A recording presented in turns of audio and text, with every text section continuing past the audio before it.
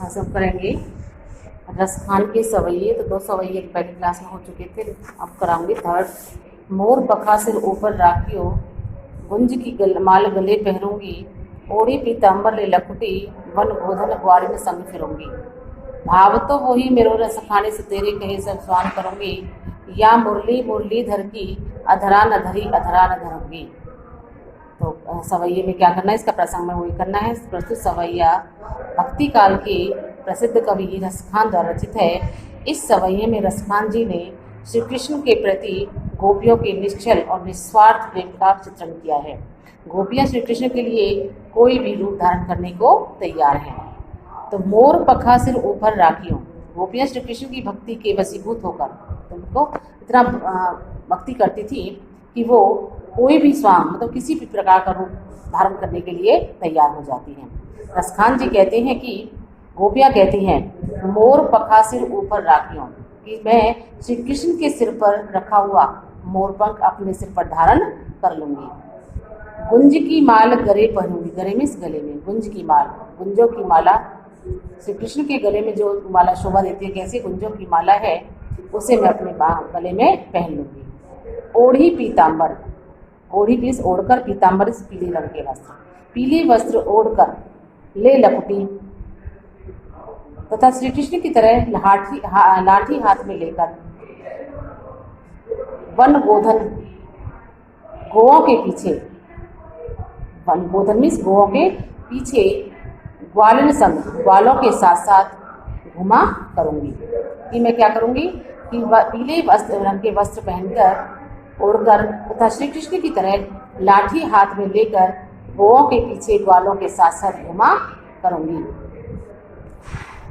रसखान जी अब आगे कहते हैं कि गोपियां सखी से कहती हैं कि भाव तो वही मेरो रसखानी, कि श्री कृष्ण मेरे मन को प्रिय हैं। भाव तो मीन्स अच्छे लगते हैं, मतलब वही रसखानी। रसखान जी कहते हैं कि वही मीन्स श्री कृष्ण मेरे मन को प्रिय हैं। तुम्हारी कसम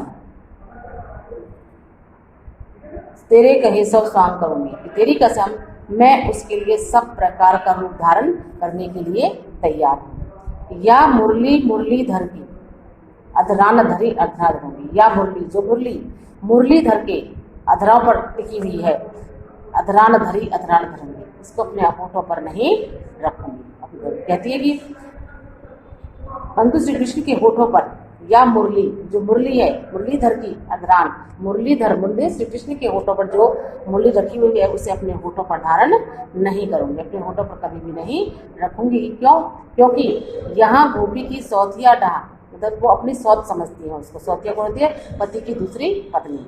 तो प्रियतम मानती है वो श्री कृष्ण को, जो निश्चल प्रेम है उनका श्री कृष्ण के प्रति, तो क्या मानती है? अपनी सौत। तो सौतिया डाह चित्रित हुई है जो श्री कृष्ण के लिए सब कुछ कर सकती हैं, परंतु मुरली को अपना दुश्मन मानते हुए अपने होठों पर धारण नहीं करना चाहती। नेक्स्ट क्वेश्चन, नेक्स्ट जो पैराग्राफ है वो है काननी दे अंगुरी रही वो जब ही मुरली धुन मंद बजे हैं, मोहिनी तानन सो रसखाने चढ़ा अटा चढ़ी गोदन गेहे तो गेहे, तेरी कहाँ कहो सिगरे ब्रज लोगिन, कालहु कोई कितनो समझे हैं, मायरी व मुस्की मुख के मुस्कान संभरी न जेहे न जेहे न जेहे। कानने कानों में, दे अंगुरी उंगली, जब ही मुरली धुन मंद बजे हैं, जब मुरली की जो धुन है वह मंद बजेगी। तो रसखान जी कहते हैं कि कोई गोपी श्री कृष्ण की बांसुरी जो मोहक तान के जादुई प्रभाव को प्रकट करते हुए उससे बचने के लिए कहती हैं। जो श्री कृष्ण बांसुरी बजाते थे उसकी मोहक तान जो जादुई थी, कैसी थी?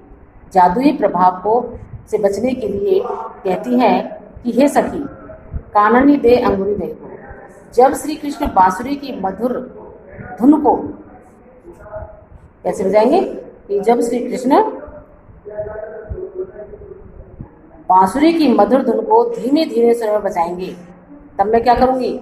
तब मैं अपने कानों को उंगली से बंद कर लूंगी। कानन दे अंगुली रही, जब श्री कृष्ण अपनी जो मुरली है उसकी धीमे धीमे स्वर में बजाएंगे तो मैं अपने कानों में उंगली रखकर उन्हें बंद कर लूंगी। मोहनी तानन सो रसखानी अटाचड़ी गोधन गेहे तो गेहे। श्री कृष्ण अट्टालिका पर चढ़कर, ऊपर चढ़कर मोहिनी तान बजाते हों रहे तो भी कोई बात नहीं। अटाचड़ी गोधन मोहिनी तान तानन सो रसखानी अटाचड़ी, श्री कृष्ण अट्टालिका पर चढ़कर, अट्टालिका क्या होता है जो ऊपर फर्स्ट फ्लोर जो होता है, ऊपर जो मकान बना होता है उसको कहते हैं अट्टालिका। तो श्री कृष्ण अट्टालिका पर ऊपर चढ़कर मोहिनी तान बजाते रहें तो भी कोई बात नहीं, वह चाहे गोधन नामक लोकगीत गाते रहें, गोधन गेहे तो गेहे, गोधन नामक लोकगीत गाते रहें, पर मुझ पर उसका कोई प्रभाव नहीं पड़ेगा। तेरी कहाँ से गरे ब्रज लोगिनी, अब ब्रज के लोगों से भी क्या कहती है कि हे ब्रज के सभी लोगों, तेरी कहीं, मैं पुकार पुकार कर कह रही हूँ, काल ही को कितने समझे ही, कि मुझे मैं पुकार पुकार कर रही हूँ कि तब कोई मुझे कितना भी समझाए पर मैं समझ नहीं पाऊंगी। मायरी माँ मुस्की मुख की मुस्कान समरी नजेही नजेही नजेही, हे री माँ उसके मुख की मुस्कान, मायरी वाह कि जो उसकी मुख की मुस्कान है मुझसे नहीं संभाली जाती, नहीं संभाली जाती, नहीं संभाली जाती। गोपियाँ क्या कहती, गोपियाँ तो मानो श्री कृष्ण की मधुर मुस्कान पर अपने आप को हो चुकी है, अपनी सुदबुद वो हो चुकी हैं, उनका हृदय अब उनके बस में नहीं है। तो ये दोनों यहाँ पर पैराग्राफ हो चुके हैं, इसके क्वेश्चन आंसर आपको करने हैं कॉपी पर। तो ये क्वेश्चन दे रखे हैं आपको, ब्रजभूमि के प्रति कवि का प्रेम किन किन रूपों में व्यक्त होता है, प्रश्न आपको कराया ही था इसके, तो ये क्वेश्चन आप कॉपी पर कर लेना। नेक्स्ट, अगर ये वीडियो आपको पूरी देखनी है, चाहे इसको लाइक करना है, और अगर आपने अब तक चैनल सब्सक्राइब नहीं किया तो इसे सब्सक्राइब कीजिए, तभी आपकी अटेंडेंस विद्यालय में लगेगी।